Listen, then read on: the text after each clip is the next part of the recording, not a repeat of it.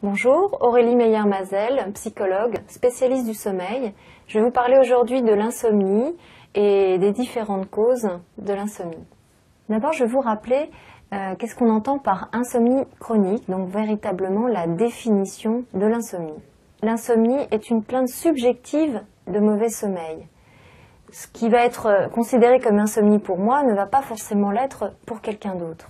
Tout le monde a fait l'expérience de l'insomnie au cours de sa vie, ponctuellement, c'est-à-dire la veille d'un examen ou la veille d'un voyage où il faut se lever tôt, ou au cours d'un déménagement, d'un deuil, d'événements difficiles. Mais à partir de quand parle-t-on véritablement d'insomnie chronique? Donc pour parler d'insomnie chronique, il faut au moins 4 symptômes, c'est-à-dire une difficulté d'endormissement, c'est-à-dire au-delà de 30 minutes, ou alors des réveils nocturnes, c'est-à-dire on va se réveiller plusieurs fois dans la nuit. Cela peut être aussi un ou plusieurs réveils nocturnes, cela peut être plusieurs réveils au cours de la nuit ou un seul réveil prolongé. On peut aussi avoir un réveil dit précoce, c'est-à-dire un réveil au moins 1 heure avant l'heure idéale du lever, et aussi avoir le sentiment d'avoir un sommeil non récupérateur. Donc il faut au moins avoir l'un de ces 4 symptômes, donc difficulté d'endormissement, réveil nocturne, réveil précoce et sommeil non récupérateur, au moins 3 fois dans la semaine pendant plus d'1 mois. Mais pour parler véritablement d'insomnie chronique, il faut obligatoirement avoir une répercussion diurne, c'est-à-dire une répercussion au cours de la journée. La plupart du temps, on retrouve plusieurs causes d'insomnie.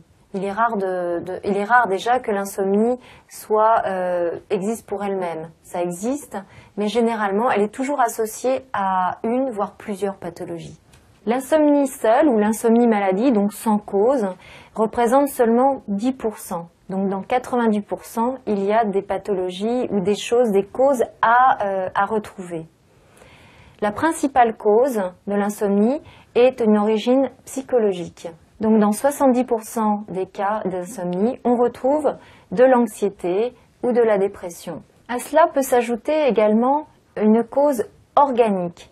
Qu'est-ce qu'on appelle une cause organique? Ce sont par exemple les apnées du sommeil, c'est-à-dire des arrêts respiratoires au cours de la nuit qui sont associés à des ronflements.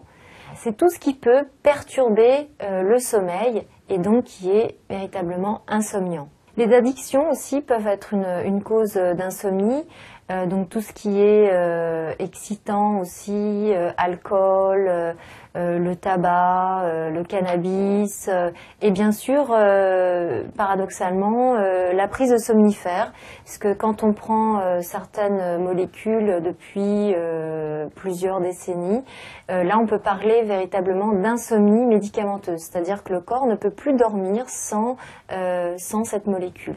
Il y a également les origines psychiatriques, c'est-à-dire les schizophrénies, les syndromes bipolaires, les démences séniles type Alzheimer, etc. Les maladies ou douleurs chroniques provoquent également des insomnies, donc mal au dos, fibromyalgie, asthme, pathologies respiratoires, etc., etc.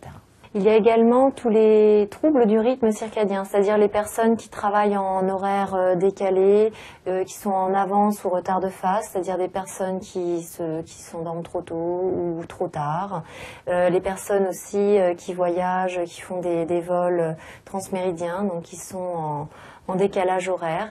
Donc ce sont aussi des facteurs d'insomnie. Il y a également l'environnement. Si on est dans un environnement bruyant, trop lumineux, effectivement, cela aura un impact également négatif sur le sommeil.